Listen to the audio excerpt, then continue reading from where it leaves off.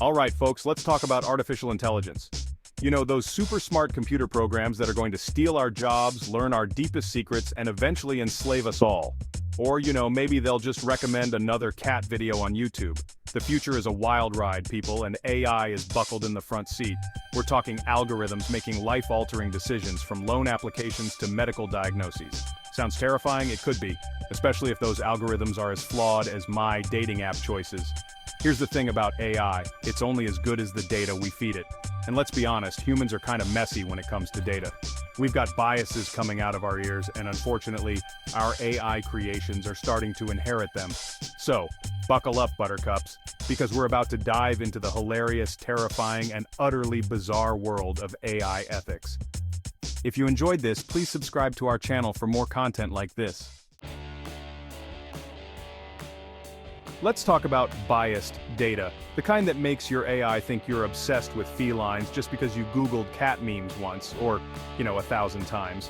It's like telling your GPS you're going to work, but it keeps rerouting you to the nearest cat cafe. Imagine this, an AI program designed to help companies hire the best candidates. Sounds great, right? Except it was accidentally trained on data that overwhelmingly favored male applicants. Oops. Suddenly your dream team of software engineers looks a lot like a 1950s board meeting. The point is, folks, AI can be hilariously bad at understanding the nuances of human behavior. It's like trying to teach your grandma to use emojis. The results are often more entertaining than accurate. Now let's address the elephant in the room, or should I say the robot in the cubicle next to you. Yes, AI is automating jobs faster than you can say pink slip. But hey, maybe that robot can finally master the office coffee machine. Look, I get it. Nobody wants to be replaced by a machine, especially one that doesn't understand sarcasm or the importance of casual Friday. But what if we looked at this as an opportunity? Think about it. AI taking over the mundane tasks, freeing us up to, actually use our brains for once. Imagine a world where you don't have to sit through another pointless meeting, or fill out another soul-crushing spreadsheet.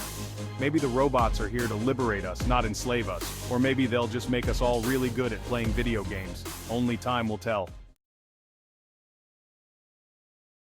Section 4. Alexa, did you just share my search history with Grandma? Let's talk privacy, people. Remember when the most embarrassing thing your computer knew was your browser history? Now we've got virtual assistants listening to our every word, smart home devices tracking our every move, and social media algorithms predicting our every thought. It's enough to make you want to live off the grid, or at least invest in a really good tinfoil hat. Just the other day I was telling my friend about this weird rash I have. Don't worry, it's gone now. And guess what ads started popping up on my phone? Yep, you guessed it. Ointments, creams, and all sorts of remedies for embarrassing skin conditions. The point is, our data is valuable, and everyone from tech giants to your nosy neighbor wants a piece of it. It's time we start asking some serious questions about who has access to our information and what they're doing with it. Section 5. The AI Moral Maze, a comedy of errors and existential dread. Now let's dive into the deep end, folks. AI morality. Can we really teach a machine right from wrong, or are we just setting ourselves up for a real-life HAL 9000 situation? Imagine this. A self-driving car is faced with a classic ethical dilemma. Swerve left and hit a group of pedestrians, or swerve right and drive off a cliff, killing the passenger. What's a robot to do? I don't know about you, but I'd rather not have my fate decided by an algorithm that probably can't even tell the difference between a stop sign and a really large tomato. The truth is, AI doesn't have morals or ethics. It has lines of code and algorithms.